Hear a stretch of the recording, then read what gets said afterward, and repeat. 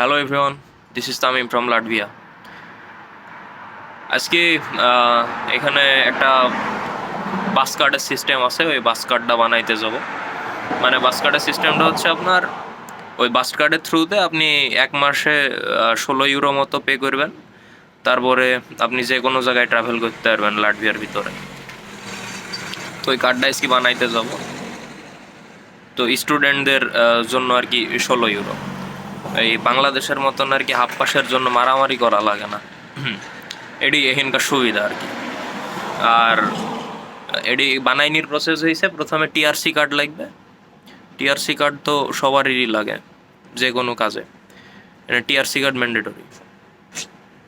তারপরে কলেজ থেকে একটা রিকমেন্ডেশন লাগবে।